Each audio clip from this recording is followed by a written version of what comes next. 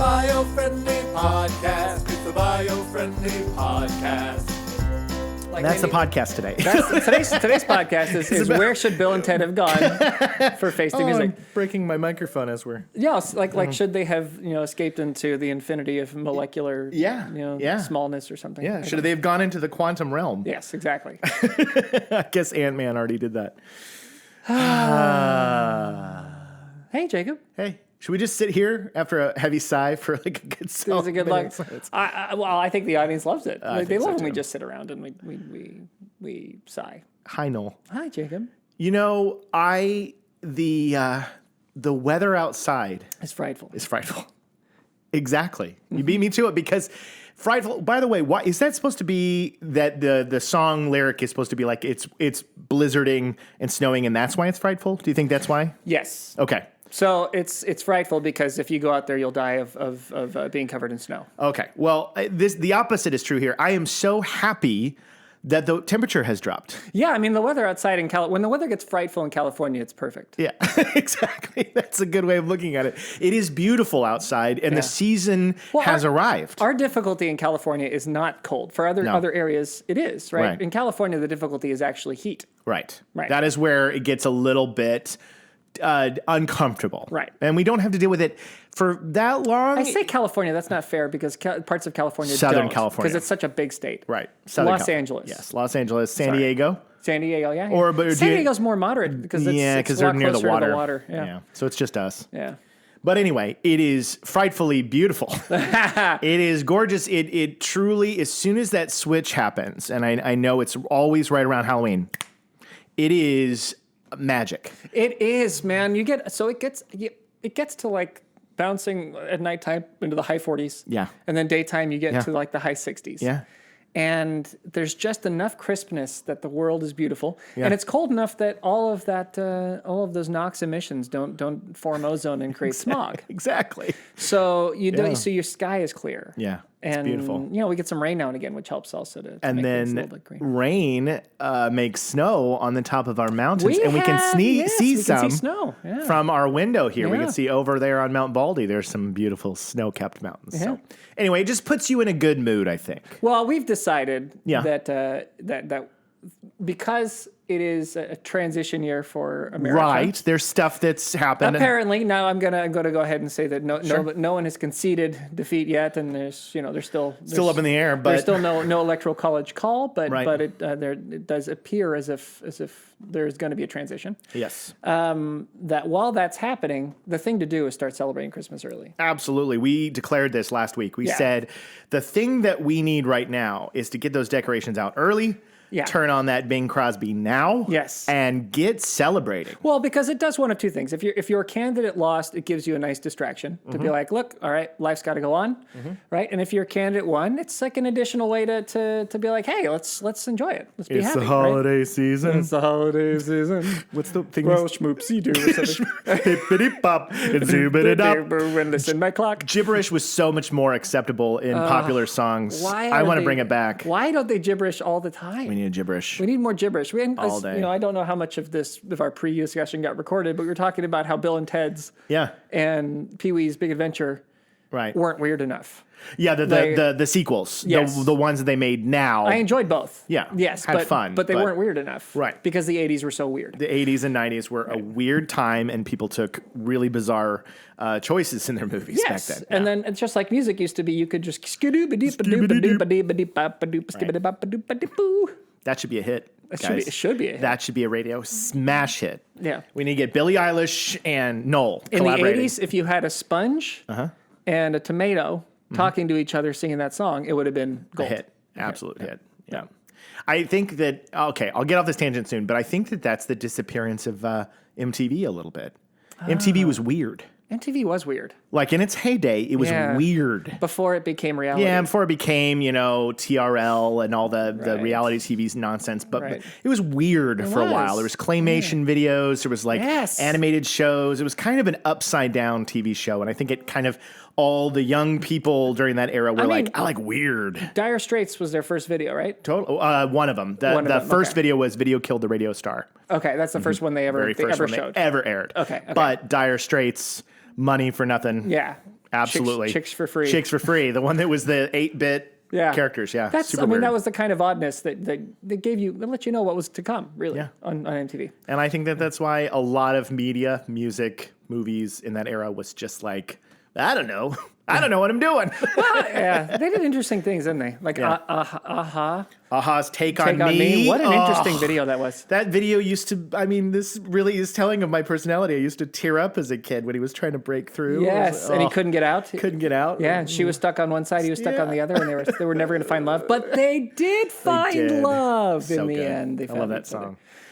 I guess we should get to the subject. What? Oh, people are listening. But it's fitting that the subject today is kind of what we've been doing right now. And that was actually a coincidentally good segue in today's subject. That's what we do. Yes, we go bananas. And that's what we're going to do today. Let's go bananas. We're going to go bananas. I love it. That is the subject of today's podcast is bananas. And so we're going to go bananas, and we went a little bananas there at the intro.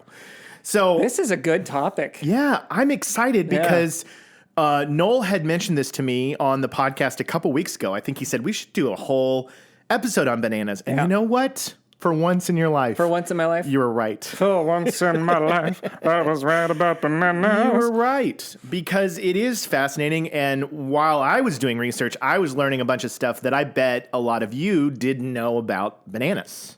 There's a lot to know. There's a lot to know. It's a very rich. There's layers that you could peel. You could almost peel the outside of it to get to the middle of the story. Almost.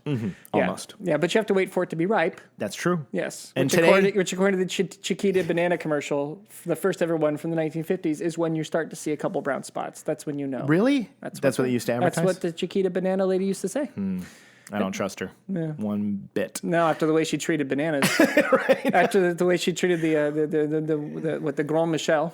See, okay, so he brings up a good point. Maybe you guys are well versed in your banana, but I was not because I've had a love-hate relationship with bananas my whole life. You love them.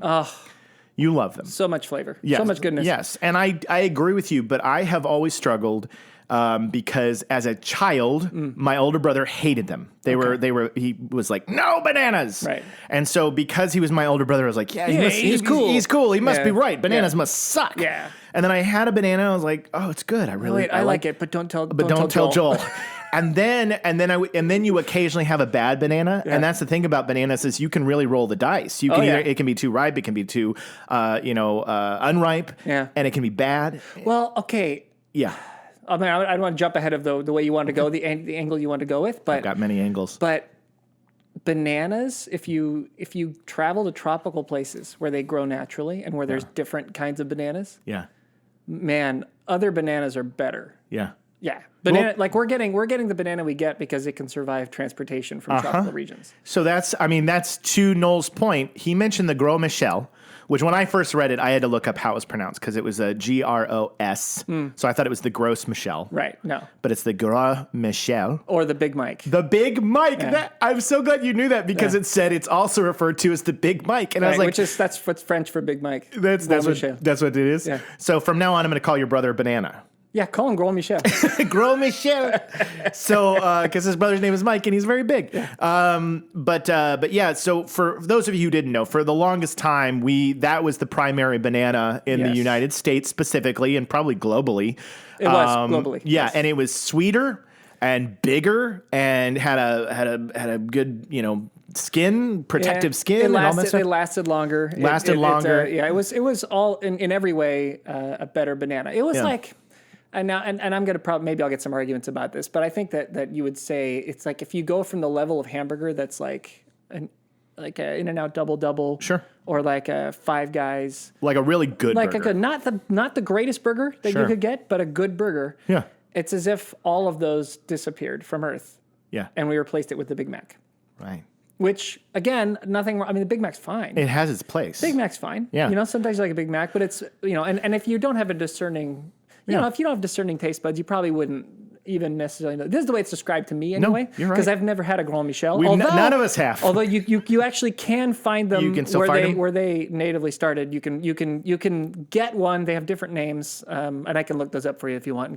They have different names in different parts of the world. Yeah. So you can still find them in a few places, but you can't mass produce them because, well, I'm sure you'll go into why we can't mass produce I'm about to tell that. So for most of us alive today, maybe your grandparents, maybe your parents might have a vague memory of a Gros Michel, but basically around the 1950s, 1960s, they were pretty much wiped out from mass production from the Panama Disease. Correct. And that is, now we have what you're eating, the banana that you have, the 99% of global bananas are the Cavendish. Yes. That is the species of banana that is what we have. And it's not bad. It's a good banana. It's a Big Mac. It's a Big Mac. It's a great banana. It's all right. Right. It's okay. It's a good banana. But we have that one because at the time when the Gros Michel was being wiped out, they were like, we need one that can be resilient towards this disease, this strain, and it can be mass produced, it can be grown, it's got a strong skin, it's going to be able to survive transport for weeks, it's going to stay green. And they chose the Cavendish to be our front runner, and that's why we have it. That's what it is. Yeah, and that's because the Cavendish has similar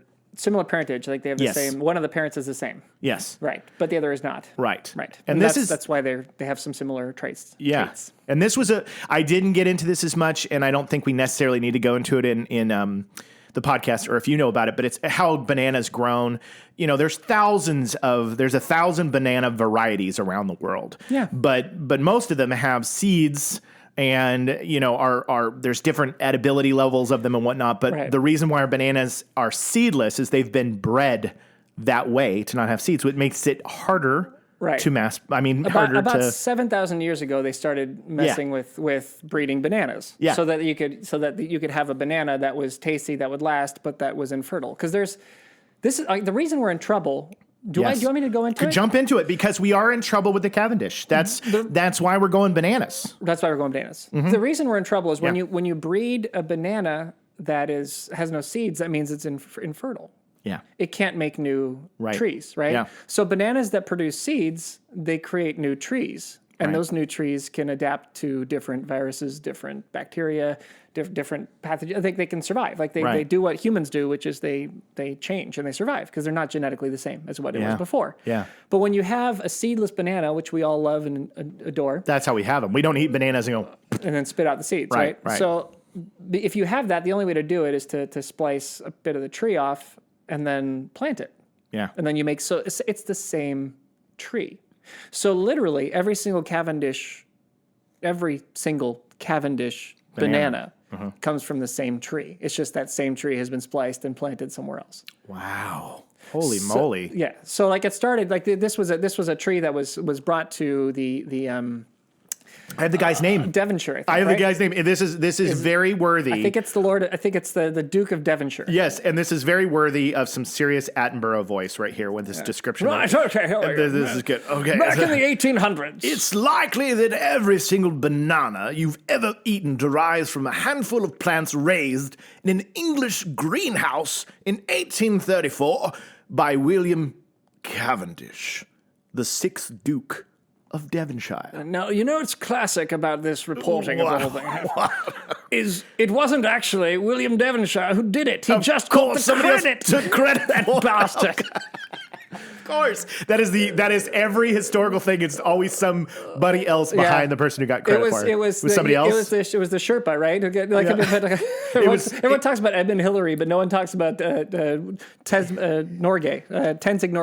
Who was the Sherpa who went up with him and carried all the stuff.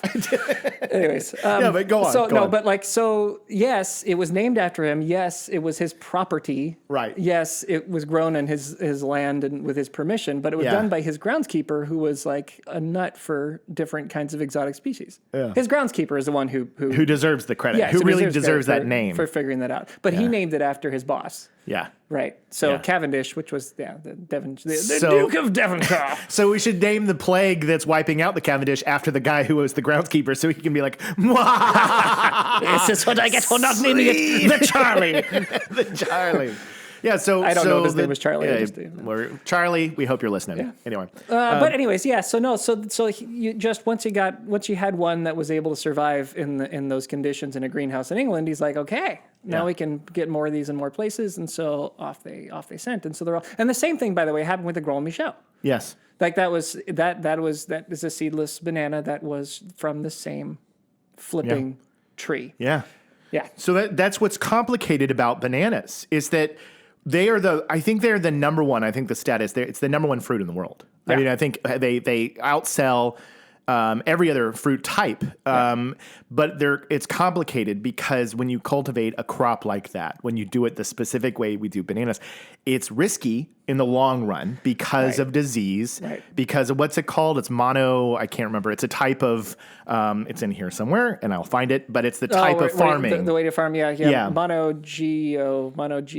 Something. You'll find it. Oh God, I'm sorry. My brain's no, it's okay. It's the same with me. I'm kind of like. But that's what we're talking about, where you take, and you can do it with so many different plants. You take the branch off of one tree or one plant, and then you grow it. You pot it. You give it the right conditions, and it grows, and you can make a new plant from it. Yeah. Right. It's one of the ways it's a very common way to make more plants. Yeah. Okay. And that essentially means you've got the same genetics, the same tree. Yeah. Okay. And so that's how we do it. That's how we make monoculture. Thank you. That's it. Yep. Monoculture. Yes. Yep. And that's how we did it with the Grand Michel. It's how we're doing it with the Cavendish. And it didn't work the first time, but hey, I got a good idea. Let's do the same thing again. Even after the entire, you can't. So there was a fungus, basically. Yes. Do you want to go? You should go. No, I want to tell you the funny thing about the fungus is so they call it the Panama Disease, but it actually sounds like a reality show. First of all, or it sounds a great band. Yeah, a great band. It sounds like, so they call it Tropical Race 4. Okay. But the actual... That's the new one. Yeah, that's the new one, but the one that took out the Gros Michel was Tropical Race 1. Yeah. And they call it the Panama Disease. And the funny thing is it's because it was discovered on the Gros Michel in the country of Panama. Yeah. But they think that the disease started in Southeast Asia. They don't even think. So it's getting a bad rap. Poor Panama. Taking the brunt of getting the name calling the Panama Disease. Van Halen made it. Van Halen fixed it, though. Oh, yeah. Van Halen brought Panama back. Yeah. But the name, this is the contagion known as the Fusarium wilt. Yes. That's Fusarium. That also sounds kind of like a Harry Potter spell. Like, it does. Fusarium wilt. But the Tropical Race 4, which is a great reality show. But anyway, that's the disease and what you're getting at. And that's named after, literally, they were trying, it was the race to try to keep land that wasn't contaminated by this fungus. Yes. So they were trying to let's keep this. It's a race to save land. Yes. Tropical Race 1, and they lost. And we're already on Tropical Race Season 4 on DVD, and we're going to be headed straight for Tropical Race Season 5 if we create a new banana doing the same thing. Right. That's the point of this. Well, and then the issue is that Tell me more. Break it down for me. You can't we don't want seeds in our bananas. Mm-hmm. This is the problem, right? So if we wanted seeds in our bananas, we're happy to have some seeds in our bananas. Yeah. Then you'd be eating the bananas that you get when you go to markets out in tropical regions, and you would eat those bananas. And I talked about Big Macs, I talked about Double Doubles and Five Guys. Those bananas are Morton's. Okay. Right? You're getting this is just a different level. Right. They're different. It's a better banana. It's a tastier banana, but it doesn't survive the shipping, and they bruise and they don't look as pretty. That's the problem. They can't journey far. Right. Exactly. They don't stay green as long. You've pretty much got to pick them and sell them. Yep. Right. But that means they're fresh, and that means they're tasty as all get out. Yeah. So that's kind of what you're up against in the banana thing is that people in places where you'll never find a banana want bananas. Yeah. And so that's the way and they don't want them with seeds. Yeah. So this is how, monoculture is the way to do that. It's a way to make it's the quickest way to have, what? My iPad's playing a video, I think, at random, maybe an ad. So I'm just going to... It sounds... It was kind of good. I don't know what that was. It must have just been... It sounded a little bit like we were going to praise the Lord. It did. It was like, oh... Yeah, it was good. Oh, man. Well, I'm sorry for that interruption. No, it's good. Yeah. No, but the issue with that then, when you only have one genetic tree, is that the same fungus can kill it. Yes. If you can kill all of them. It's like all we have is Jacob... Which would be one. Everybody wants Jacob. Jacob's the best. He's the Grand Michel. But if I get sick... But if he gets sick, and That's everybody's Jacob, then they're all gone. Right. Take a look at COVID, right? This is a good example. Yeah, COVID. It unfortunately it kills some people, right? And it makes a lot of other people very sick, Right. But some people don't even feel as sick. They literally never knew they had it. Yeah.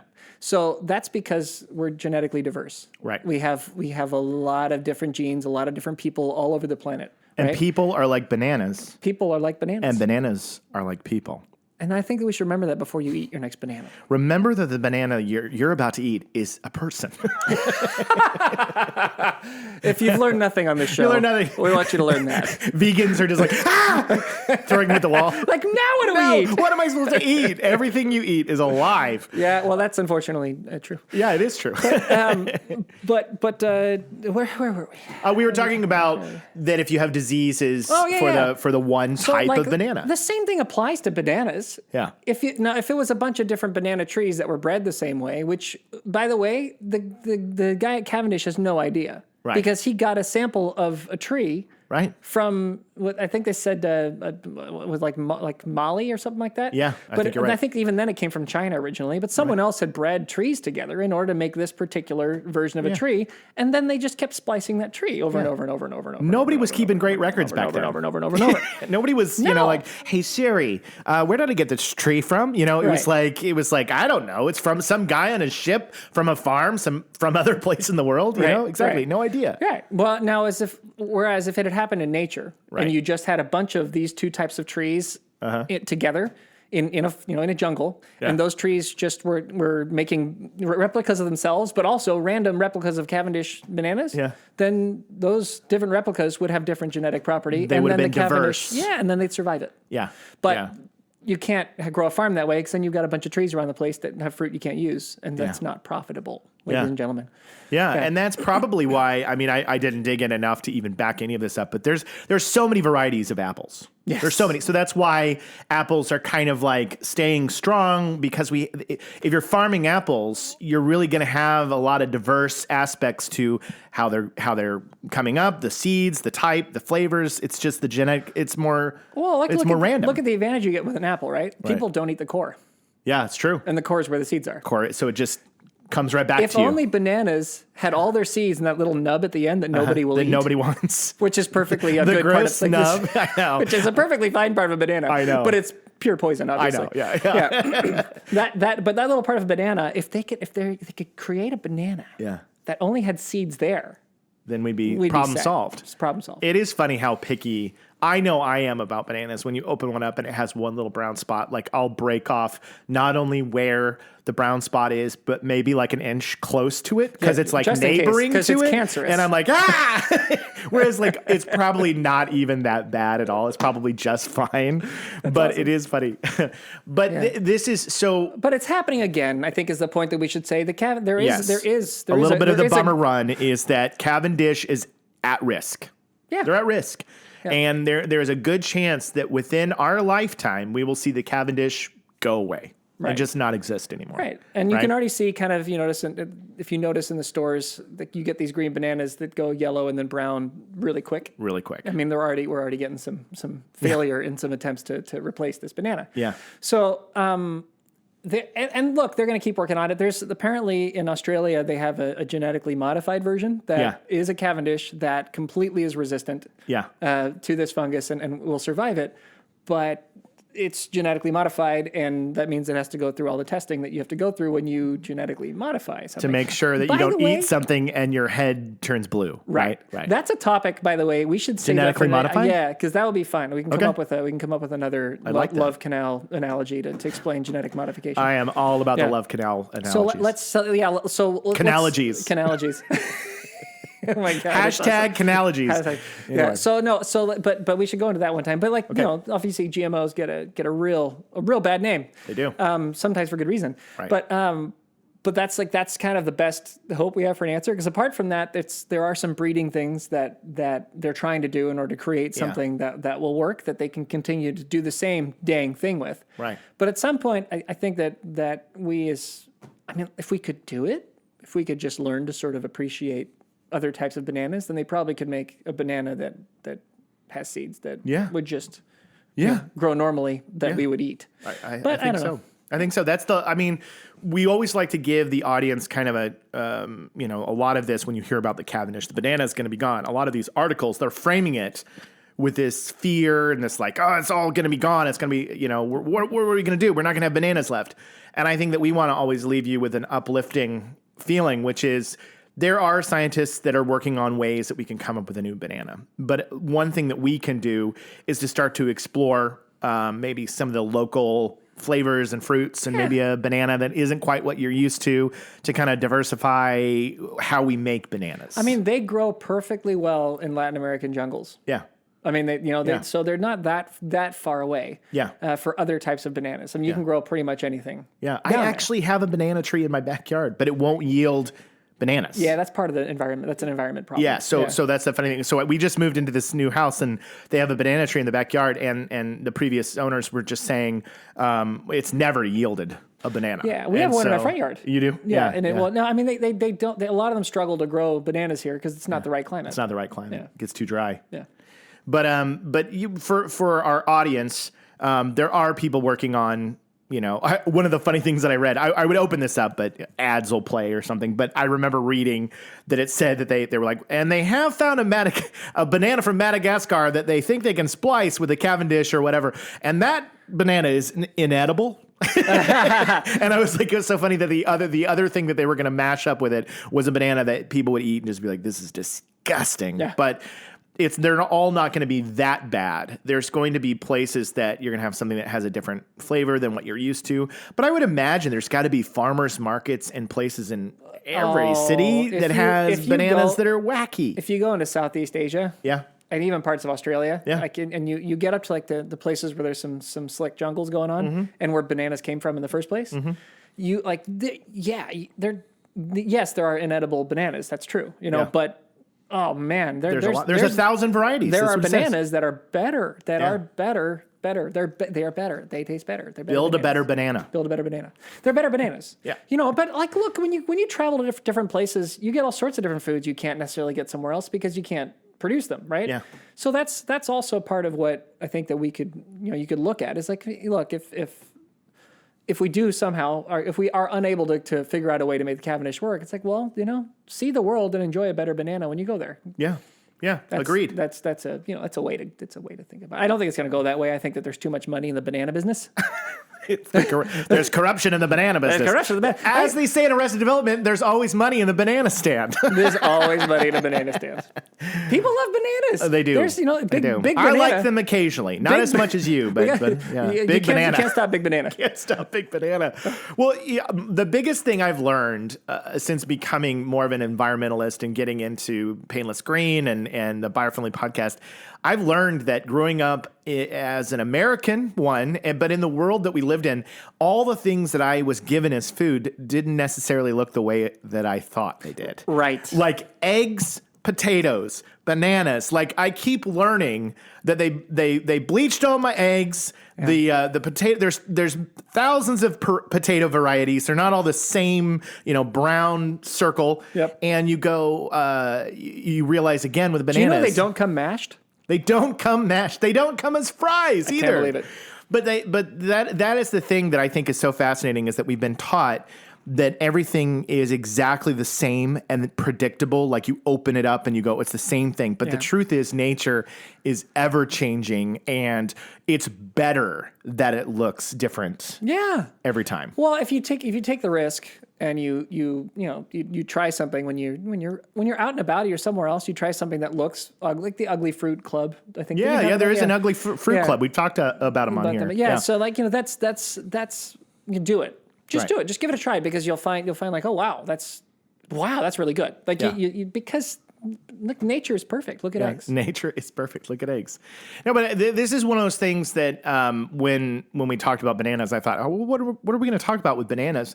But I think that getting a better understanding as to how these things developed and that in the 1950s, 70 years ago, there was a completely different banana that everybody at one point in time. Hello. You can probably. Hey, this is a first. This is great. Do you need a signature? No, I'm good. No, All right, good. thanks. All Have right, a good one. Have a good one. Yeah. So that was our UPS guy. Yeah. Who came in to drop us off a UPS package. Yeah. We wanted to have him come in and do the show, but he wasn't interested. Yeah, he wasn't interested. He has very controversial opinions on bananas. Yeah. So he didn't want to be called out. Yeah, I didn't want to be called out on that. I don't even remember. That was awesome. That's what I love about the show. I am not taking that out. No. I'm leaving that in 100%. You have to. You have to. That's part of the show. Yeah. So I was going to say something about banana. Now I don't even. I don't know. I think it doesn't matter. I don't know if I felt like you're ramping up to like the greater conversation about bananas, about how we grow things, how we farm, how we've decided to make food, how we've decided to go about presenting food, how it's become pretty corporatized in that, like, it's, look, the thing that sells the best is what they're going to use. That's just how it works, and that's because the people want pretty things. Yeah, people want pretty things. People want pretty things that taste good, and so they've worked very hard in the farming industry to pull that off. And while that is pretty fantastically amazing that they can pull that off, sure, here's an example of how it's not necessarily the best thing to do for a species of plant. Yeah. Right. Yeah. So, anyways, I guess we're just saying there's more to look at food. Try to open your mind if you can. Yeah. Try to look at what other things you can do when you're eating. Can you try the ugly food? Is the bruise that bad? Is a bump here? Is a misshapen something that awful? Are seeds the end of the world? Stuff like that. Right. There is something to be said about making food aesthetically pleasing to the eye that became such a big thing. Yeah. Like when you go to the supermarket and you even look at loaves of bread, you're gonna probably be drawn towards the one that's perfectly straight and exactly a certain way. And when you think about it, you're like, that doesn't mean that's the better bread. It's just the one that's more pleasing to my eye. Right. And that is what we have to kind of unlearn. We have to unlearn this way of thinking of that it has to be a very specific, the apple must be glossy. Yes, exactly. Right. That's not necessarily the best apple for you. Right. So that's what for me was interesting, because I was like, okay, well, if Cavendishes are at risk and there's a good chance that these could go away, that means that all of a sudden there could be a new kind of banana that shows up that tastes a little different, looks a little different, might have different kind of spots on it, and you have to just kind of roll with it. Yeah, got to roll with it. Yeah. Roll with it, or try something different. Yeah, because honestly, this isn't even an issue of climate change in terms of the banana, because the disease is going to do its thing. Whether there's climate change or not. This isn't something that I can say call now to stop Tropic Race 4 because it's coming. And really, scientists, what I read, they were like, it's not something that they can mitigate the problem. They can kind of make it last a little bit longer until it's all gone. No, but it's just at some point, it's basically what happens is land gets contaminated with the fungus, right? And then once the land is contaminated with the fungus, they just have to burn everything, and they kill it all off. They kill it all off, and then they move to a different farm somewhere else, and they try to grow it there. Yeah. And then the fungus eventually makes its way over because they were walking on the ground, and so they got it's on their boots, and it landed. Exactly. That's what the articles. It said literally a clump of dirt. It could be on the bottom of a boot, and it could just hit this one clump of dirt and game over. That's it. That's gone. That farm is gone. That farm is gone, and soon all the farms around it will be gone too. Like it spreads that easily. Yeah. So, nature would have solved it, through reproduction, but humans got in the way. The big banana. Got in the way. Yeah, I love it. Well, that is the topic. Of course, I could sit here and read several articles about it, but I think we've gotten to the heart of what's going on. And of course, whenever we release a podcast, I always link kind of interesting facts and articles and whatnot. But was there anything else about the banana conversation that you felt we needed to cover? Do you think mostly I just want some awareness, really, is what I was thinking, that it's something that people might not quite understand or realize that their grandparents ate a different banana than different banana. The Big Mike. Yeah.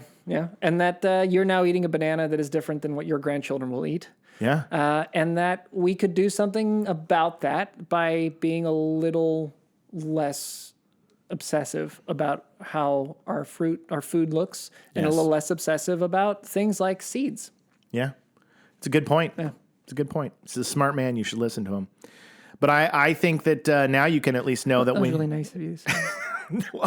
I think that now that we at least gave all of you, when you're old and you're a grandparent yourself, you get to look to your grandkids and say, the bananas I had were totally different than these bananas. The bananas I ate tasted like a Big Mac. The bananas you eat taste kind of like that Jack in the Box burger that has nothing on it. Exactly. By the way, it's my fault that the guy came in because I forgot to lock the door. That was my bad. But it was exciting too, wasn't it? Exciting. It's kind of exciting. It was riveting. It was like we were at the edge of our seat in I was entertainment. Because I immediately knew, I was like, is that Brooke? Yeah, I thought, is it Brooke? And I thought Brooke's a little early. Yeah. But then when it was somebody else, I was like, who is this stranger? Who is this? Who's that lady? And then he was so handsome. He was very handsome. And that was like, wow. At least the upper half of his face was. Well, that's true. Could have looked like anything underneath there. Yeah, right. But I thought he was. I believe that he was handsome. There are people who wear masks very well. Yeah. And he was one of them. And there are people who don't. Yeah. Me. Yeah. He wears his mask over his eyes. I don't know why. I don't get it. I don't understand why he doesn't understand that he covers everything except for his nose and his mouth. When we go for a walk, you just lead me by hand. I look like I'm in Bird Box, like, I can't look at the light. Yeah. Anyway, that was the Biofriendly podcast. Go bananas, guys. Get out there. Go bananas. Yes. And remember, tell your friends that you're listening to the Biofriendly podcast. Please. So that they will also listen to the Biofriendly podcast, because the more people listen to the Biofriendly podcast, the more people we can help find little fun, interesting, good ways to help the environment without ruining your life. Maybe occasionally ruining your life. Slight. Hey, we didn't make you stop eating chocolate. We just said look at other chocolate options, right? Exactly. That's all we do here. Yeah. We're keeping it easy. We're keeping it cool. There's plenty of chocolate in the sea. Yes. There's plenty of bananas in the sky. And subscribe to us.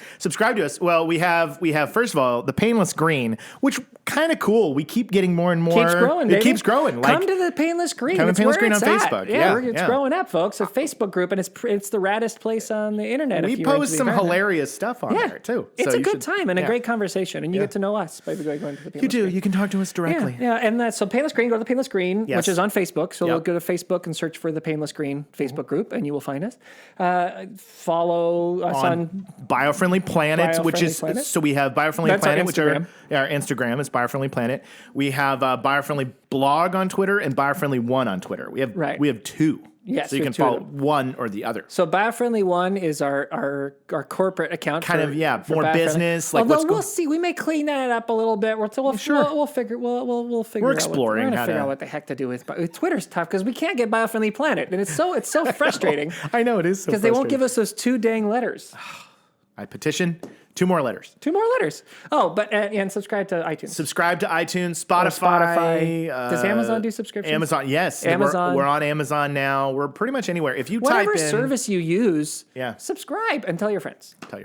We're trying to be better about promoting, because we don't. Because we always forget. We're not, and that's the funny thing is we're not. It's growing anyway. Yeah, it's growing by itself, but you and I aren't like make sure. But now we are. But I realize we have to, right? Because it's growing. It's actually growing really fast. But we want it to. But we got a message to get out, folks. Yeah. And so I won't rest until we dominate the entire planet. Okay. Okay. And I don't think that's too much to ask. It's not too much to ask. We are your beacon of light in a gloomy environment. Featuring greater parasympathetic nerve activity. More than just charismatic megafauna. Nature is perfect. Look at eggs. Dolphins don't quit. We are y'all inclusive. Don't mess with Smokey on this show. I think that's right, Elizabeth. Because this is the one which is you can't. We were doing really well. We were like bounce, bang, bang, bang, bang, bang. Can't win them all. Oh, we can't win them all. But we'll win the rest. And I think we joked that we had one more and a tag on there, but I think that's good. Okay. Because it didn't last. It was the thing about that's right. It's the thing about a boat, right? Something about didn't we have someone from a boat on this show? Oh, it was Danielle. It was about sail cargo. Mm-hmm. But I can't remember what it was. I like it was last week, and I'm literally like, wait, how long ago was that? Bro. Bro. Years ago. Oh, my God.